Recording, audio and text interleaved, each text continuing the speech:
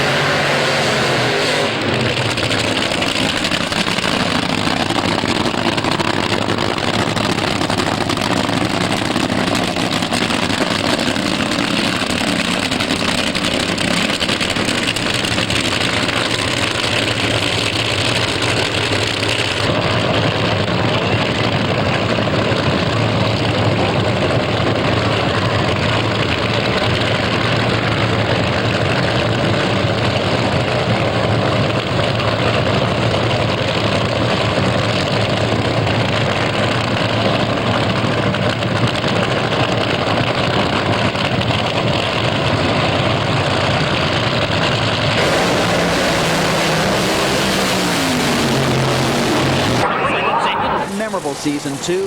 The sounds of a 6,000 horsepower Nitro funny car, brand new, Edmonton-based, filled the air at the track. From Sherwood Park, the Castrol GTX team of Jason Duchesne and Shaw Motorsports was there for its first ever checkout pass.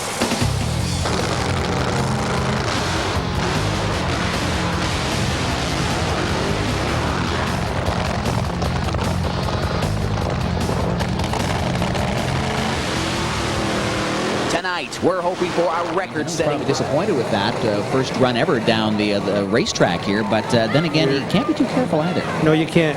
And look what we got coming up, Gord. A little added feature to tonight's show. Well, this was an unexpected surprise. As you can see, they're burning something different in this motor. Ah, the sweet smell of Nitro. Nitro funny car. About 6,000 horsepower for these Nitro funny cars. Brand spanking new. Jason Duchesne, they're based out of Sherwood Park in the Castrol GTX trial and error machine. And they were down in Spokane for the AHRA World Finals, had a chance to sort of stretch their legs in this race car. They're still trying to figure it out. And really, this is only about his 5th or 6th pass for this race car. It's that brand new. That's true, Gord. He's still basically doing test and tune runs and that. So I expect here we're not going to see a great run. He'll get into it and just take it easy. It's still a learning process. I mean, this is one powerful car. It is indeed. You don't want to fool around with this because you can get into trouble very quickly. Just an easy burnout. Yeah. Heat up the tires a little. Yeah. That tells me that, yeah, this won't be a hard all-out run. No.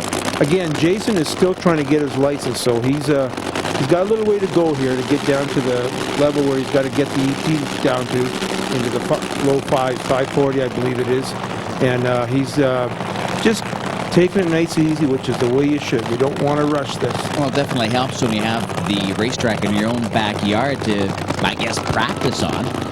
Yeah, it does, Gordon. But the fans, of course, a bonus, they weren't expecting this, so a little bit of the sound is so distinct in a Nitro funny car, yeah. and even a top-fuel dragster. That crisp crackling that you get off of that, and again, Gord, unfortunately, we've got this on TV, we don't have smell-o-vision yet, but it'd sure be nice if the people out there could smell this. This Nitro is just something unreal. You can see the flames coming out of the exhaust headers. This, again, just like the jet cars, is just something awesome to watch at night when it's all 8 candles are lit up and it goes down the track. It's just a beautiful thing of poetry to watch in motion. Jason is off and he got out of the groove. We sort of expected that. Yeah, he got a little out of shape right off the starting line. It kind of unloaded on him and he kind of headed a little left, but wisely backed out of it. He's coasting. Yeah. Look at this. 71 miles an hour. He's coasting. Yeah. Okay? No, wise move on Jason's part. It is. Don't want to bash that car into the wall or anything like that, but it's sure nice to have Jason Duchesne, Rick, and Jason, Katrina, Neil Federley. Neil Federley, that's sort of a story there too. His uncle is Bernie Federley, who tunes John Force's race car, who happens to have the same sponsorship, Castrol GTX, leading the points for 1999 south of the border. That's right. So I know darn well there's some bit of the John Force, Bernie Federley touch in this car.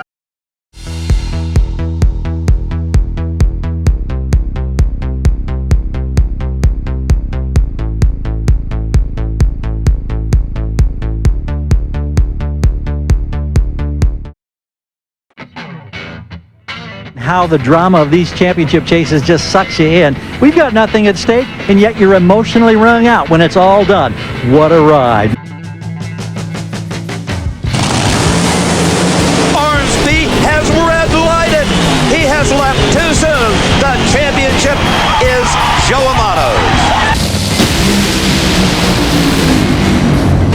Tony Schumacher wins the race, runs 4:42, sets the national record, and Tony Schumacher completes one of the most astounding comebacks in drag racing history. Dick LaHaye is the last stage, the way he likes it, and they're off. Joe Amato has problems. Dick LaHaye heads to the finish line and is the world champion.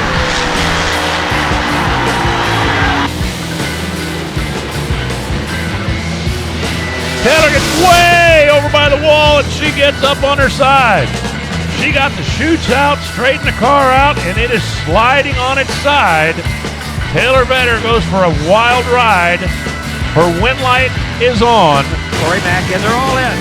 This is it. Bernstein is riding a rocket. 314 miles per hour.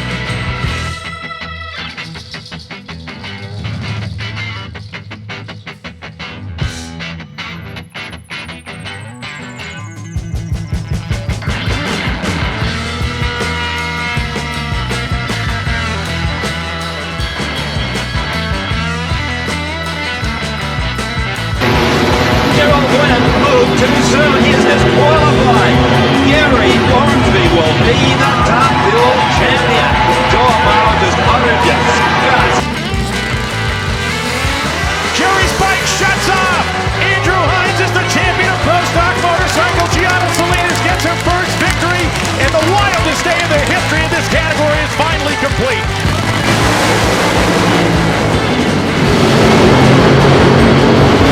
Blaine Johnson has won his first title, and oh my, look at this. He picks Larry Dixon's pocket for 50 grand.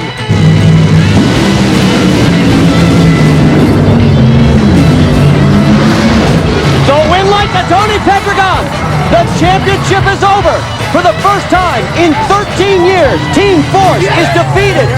And Gary Scelzi is your new funny car champion.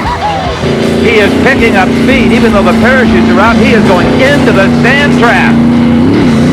Oh my, a disaster for Corey McLennan.